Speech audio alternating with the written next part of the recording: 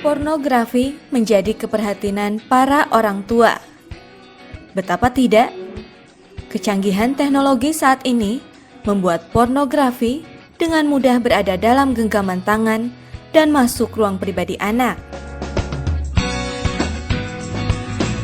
Keprihatinan tersebut tidak berlebihan, mengingat pornografi menimbulkan kerusakan. Sahabat Share, melanjutkan pembahasan di episode sebelumnya mengenai PD bicara tentang seksualitas pada anak, The Best DNA kembali akan menyajikan informasi mengenai perilaku seksual pada anak usia dini yang cenderung lebih liar saat ini bersama seorang psikolog dan pakar parenting Ibu Eli Risman dari Yayasan Kita dan Buah Hati. Mari kita simak berikut ini. Assalamualaikum warahmatullahi wabarakatuh, sahabat Share yang Allah sayangi. Hari ini saya mendapatkan kesempatan yang sangat berharga sekali untuk dapat mewawancarai Ibu Eli Risman mengenai bagaimana cara agar orang tua dapat lebih pede atau lebih percaya diri untuk dapat berbicara mengenai seksualitas kepada anak. Perilaku seks anak ini sekarang lebih pada usia dini dan lebih liar dibanding tahun-tahun sebelumnya tuh apa? Kalau seseorang melihat pornografi, ya terutama pada anak-anak, ini harusnya melewati sinyal-sinyal itu, materi-materi itu harusnya melewati ini, ya prefrontal cortex, yaitu direktur yang mengontrol kita untuk mengetahui konsekuensi, mengontrol emosi, mengambil keputusan, boleh lihat apa enggak. Lihat sini baru masuk ke belakang. Ternyata ini baru matang pada usia 20 sampai 25. Anak kita umur berapa? Dia udah melihat itu, jadi dia lewatin ini terus kemari. Ini cuman bisa merasa, astagfirullahaladzim, ya. Tapi dia udah memberikan rasa senang, suka gitu. Image itu tadi masuk kemari. Jadi ini mengeluarkan dopamin yang mempengaruhi prefrontal cortex dan membuat ya dia lebih mau kebutuhannya meningkat, kemudian dia ekstasi, bahagia yang berlebihan, puas tapi sekaligus kecanduan. Nah, karena dia tidak mengerti sebab ininya belum berfungsi, dia meniru. Kalau dia lihatnya sangat liar, ya dia kerjanya liar lah. Kalau dia lihatnya sama binatang, ya dia ngeseks sama ayam lah. Kita kena bencana yang luar biasa. Nauzubillah min dzalik juga, Bu. Ya, yang saya baca di beberapa sumber dan juga dari seminar yang saya ikuti, Ibu bilang sebagian besar korban yang menjadi korban dari pornografi ini adalah anak-anak yang blast. Blasted itu apa, Bu? Kalau boleh diceritakan, mungkin pemirsa banyak yang belum tahu blasted itu apa. Mark melakukan penelitian 20 tahun lebih tentang masalah pornografi ini. Dia sendiri dan dia juga harus menangani anaknya, 2 orang yang juga pernah terpapar pada pornografi. Mark mengatakan, siapa sih sebetulnya target yang ditembak oleh para penyedia pornografi ini adalah anak laki-laki lebih daripada anak perempuan. Kenapa anak laki-laki lebih daripada anak perempuan? Karena otaknya kayak bapaknya, lebih kuat yang kiri, lebih gampang fokus, kemudian di otaknya lebih banyak testosteron, hormon seks, dan kemaluannya di luar, jadi lebih gampang dimanipulasi. Nah, siapa lagi yang smart? Ya, 3S. Yang 3S yaitu yang smart, sangat pintar, lebih pintar daripada kita. Yang sensitif karena dia jarang sekali mendapatkan perhatian ayah dan ibunya, ya. Jadi berayah dia ada, berayah tiada, beribu dia ada, beribu tiada. Dan yang terakhir adalah yang spiritual. Jadi anak-anak yang pengetahuan agamanya asal-asalan aja, sekedarnya, tidak muncul sampai kepada penghayatan atau ketakutan terhadap keberadaan Allah dan semua sanksinya. Anak-anak yang 3S ini yang gampang ditembak oleh bisnis pornografi. Yang keempat adalah yang blast. Apa yang kesingkatan dari blast ini? BLAST, boring. Karena masuk SD sangat muda, 5,5, 6,5, belum 7 tahun. Otak itu belum sempurna bersambungan. Jadi dia sekolah 5 jam, pulang bawa PR, habis itu les. Kelas 5 dia udah boring banget lah, atau kelas 3 udah boring. Terus dia kalau pulang ke rumah nggak ada ayahnya, nggak ada ibunya, dia lonely. yang ada semua perangkat itu, ataupun pembantu yang kadang-kadang ngomong kadang-kadang enggak, atau sopir, atau dia ketemu anak kunci di bawah karpet, ya, dia lonely. Kalaupun ada orang lain, tapi kasih sayang, ya, tidak terisi, perhatian tidak terisi, dia di tengah banyak orang tapi berjiwa hampa, sunyi, sepi, sendiri, kayak lagu lama. Terus kemudian BLA-nya dia angry, marah, afraid, dia kesel, ya. Terus kemudian S-nya stres. Stres lah kan, gimana nggak stres, boring, lonely, angry, ya stres lah, pelajaran banyak, takut dimarahin sama ibunya nanti. Dan lelah sekali jiwanya karena prestasi yang dia capai tidak pernah cukup bagi ayah ibunya. Nah, anak-anak yang laki-laki, yang belum balik, yang 3S, yang blasted, sasaran tembak bisnis pornografi. Bagi Anda pemirsa, tinggal bertanya, engkaukah itu anakku? Engkaukah buah hatiku? Anda yang tahu.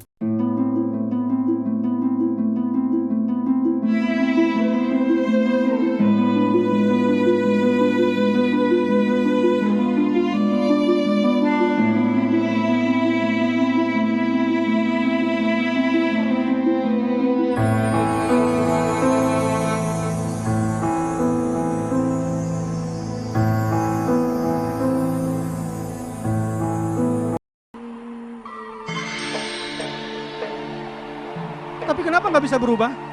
Dia tunggu lahirnya anak-anak muda yang punya kemampuan generasi Al-Quran, yang akan mampu mendobrak situasi dan melakukan perubahan dan kebangkitan untuk umat ini dengan Al-Quran yang insya Allah. Allahu Akbar. Belajar Al-Quran, kembali kepada sistem Quran, insya Allah setelah itu Allah akan tolong kita semua.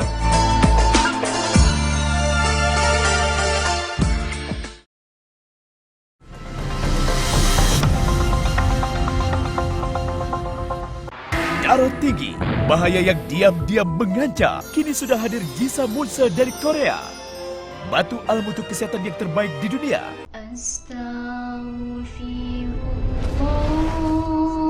Tiada kata terlambat belajar. Hadir kembali produk inovatif dan kreatif. Al-Quran Al-Fatih Talking. Bulu, gerbang utama masuknya bakteri dan kuman. Jangan khawatir, kini telah hadir Nobel Silver Plus dari Korea. Pasta gigi berteknologi nanosumber.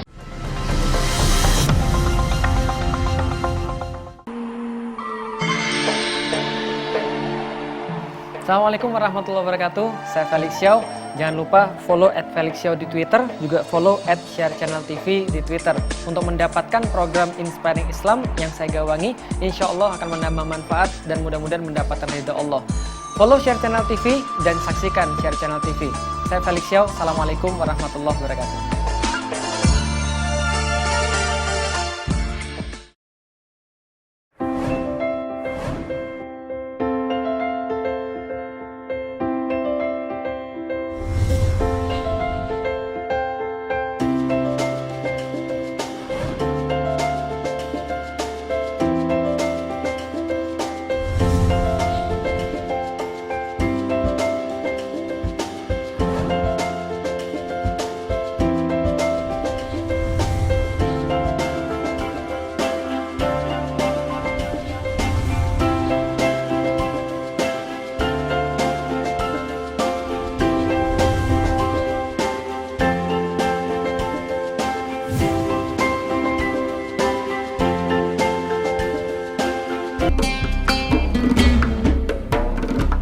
Sahabat Share, penulis Yuk Berhijab, Ustadz Felix, memberikan statement untuk menangani bahaya pornografi yang disampaikan langsung pada tim The Best DNA.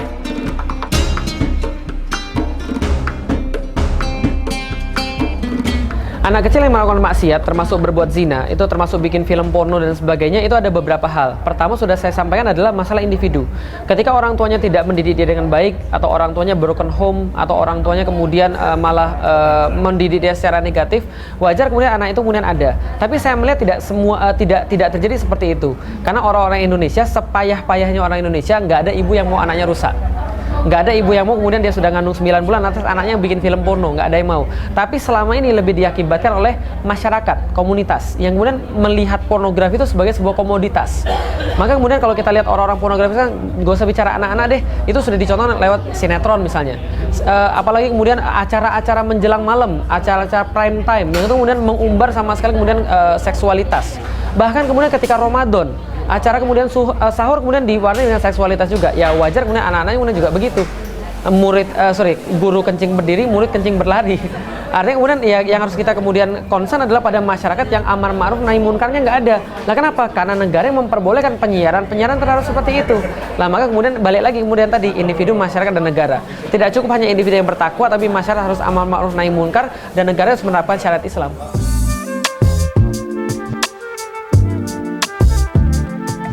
Betul.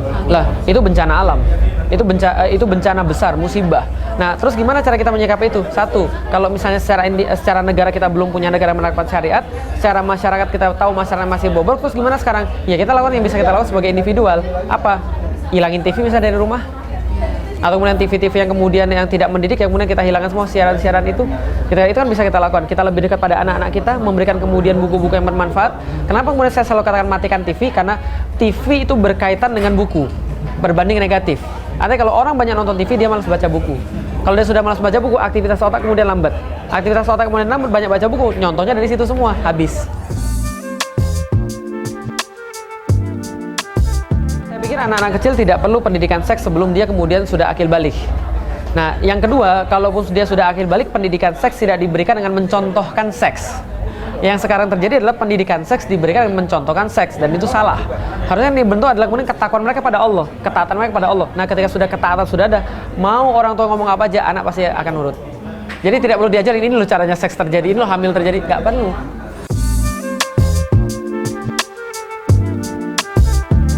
Media nggak akan melakukan seperti itu. Lah kenapa? Karena media yang tumbuh dalam sistem kapitalis seperti sekarang, tentunya mereka mementingkan yang namanya kapital. Jadi mereka tergantung pemilik modal. Acara mana yang punya rating paling tinggi, itu yang mereka jual. Terlepas acara itu mendidik atau malah menghancurkan. Mereka nggak peduli, yang penting rating mereka tinggi. Nah kenapa? Kalau rating tinggi berarti iklan masuk. Kalau iklan masuk berarti duit banyak. Nah itu aja yang dipertimbangkan. Nah maka kita perlu kemudian orang yang terlepas daripada rating-rating itu, tapi mempertimbangkan acara ini bermanfaat atau tidak, halal atau haram, benar atau salah. Nah itu nggak akan terjadi dalam sistem yang seperti sekarang.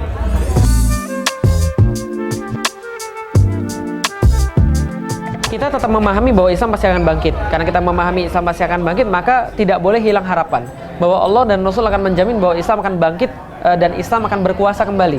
Nah karena itulah kemudian orang tua yang sudah memahami dan menyadari, mereka harus melakukan perlawanan. Yang saya lakukan perlawanan lewat pena, yang saya perlawanan lewat lisan.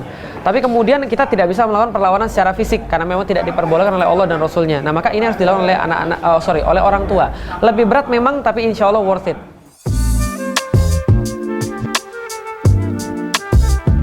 Dalam Islam berlaku kaidah fikih al-wasilatu ilal harami haramun. Setiap wasilah-wasilah atau perantara menuju keharaman, maka hukumnya juga menjadi haram. Nah maka seperti apa kemudian hukuman terhadap orang-orang yang membuka dengan situs-situs seperti itu? Yang jelas hukuman terberat. Dan itu tidak bisa kita katakan, karena hukuman jenis seperti itu di dalam Islam disebut dengan ta'zir. Kalau ta'zir itu tergantung hakimnya.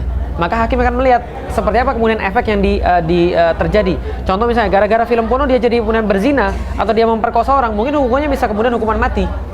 Tapi kalau kemudian dia cuma membuka situs porno dan kemudian efek yang dihasilkan belum terlalu berbahaya, mungkin hanya sekedar dicambuk atau apa di dalam Islam. Tapi hakim yang menentukan takzir itu. Justru sangat-sangat khawatir sekali, karena kita nggak bisa membuat mereka tertutup matanya. Kita nggak bisa 100% sama mereka. Jadi yang kita lakukan adalah yang terbaik. Tinggal kita berdoa sama Allah lah, mudah-mudahan Allah memberikan ya perubahan bagi negeri ini, perubahan bagi umat ini. Fire is a place of the most extreme suffering, the most extreme pain, of every level that you can imagine. And why shouldn't the likes of Abdullah ibn Umar radiallahu ta'ala anhu cry on hearing a hadith of Rasul sallallahu alayhi wa sallam? What do you wish for? What do you wish for? Do you wish for a beautiful wife? For a gorgeous husband?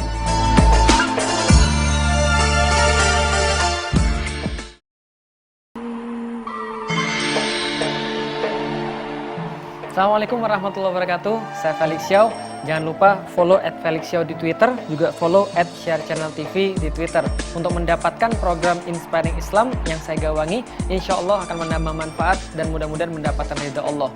Follow Share Channel TV dan saksikan Share Channel TV. Saya Felixxiao, Assalamualaikum warahmatullahi wabarakatuh.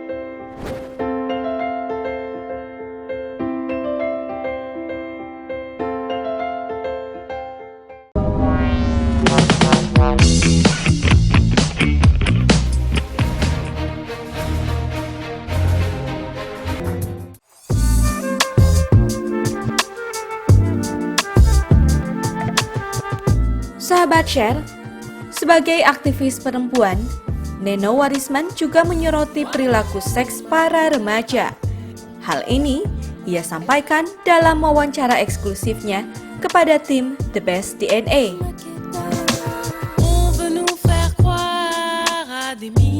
Terhadap kata pendidikan seksual ya, karena yang dilakukan ketika saya masih SMA, sekarang umur saya 50, saya umur 18 tahun dulu saya dapat pendidikan seksual. Tetapi hati-hati dengan kata tersebut, pendidikan seksualitas yang benar dan lurus.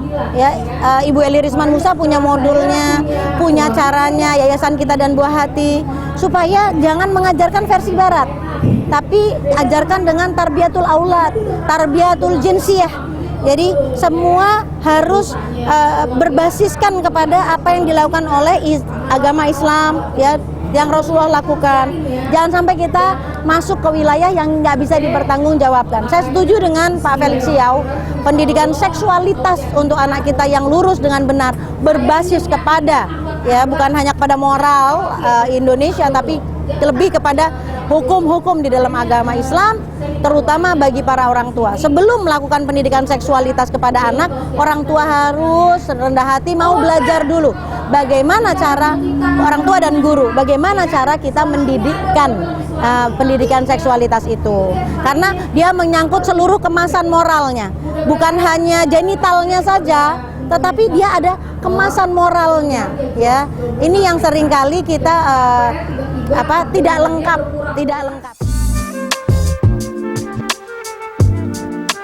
Yang jelas saya setuju kalau diberlakukan, terutama apa-apa yang terjadi kepada anak-anak kita, hukuman mati saya setuju. Ya, tapi jangan sampai salah dilihat. Kumpulkan datanya yang benar ya. Suka nggak tahan melihat TV, bukan nggak suka. Siapa sih yang nggak senang lihat TV, dan perlu kok lihat TV. Cuma apa yang nggak perlu, kekonyolan ya. Saya membayangkan uang yang menggelincir dari para iklan pemasang iklan itu bukan nggak menghasilkan pendidikan, karena TV adalah alat didik yang terbaik.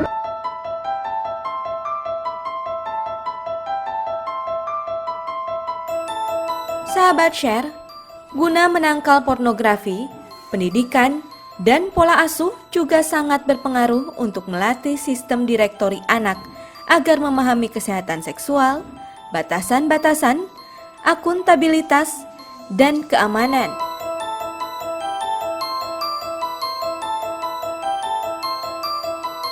Pertama, Anda harus punya konsep ya, dan punya pendiriannya sebagai orang tua. Lalu kedua, Anda harus merumuskan apa sih sebetulnya tujuan pengasuhan Anda? Mau menjadikan anak Anda apa? Kalau dia perlu les balet, Anda menjadikan dia penari balet. Kalau Anda memperkenalkan dia IT dari sejak awal, Anda kepengen dia jadi ahli IT apa? Kemudian sepakati bagaimana mencapainya. Apa sih yang paling penting nilai buat Anda? Reputasi akademis. Itukah yang Anda inginkan? Hanya keberhasilan akademis? Nah, tolong rumuskan kembali dulu gitu loh, tujuan pengasuhan apa. Yang ketiga, belajarlah teknologi. Jangan kalah pinter dari anak. Yang keempat, untuk bisa itu Anda berpegang pada Quran, tahu tentang perkembangan otak, ya. Lalu kemudian Anda turunkan tadi tujuan pengasuhan itu dalam kehidupan sehari-hari. Gitu. Yang lima, tetaplah bekerja sama, jangan bercerai, ya. Jadilah tauladan yang baik. Jadi semua ini apabila Anda kemas secara baik, jelas tujuan pengasuhannya, insya Allah, ya, bijak berteknologi, anak Anda selamat.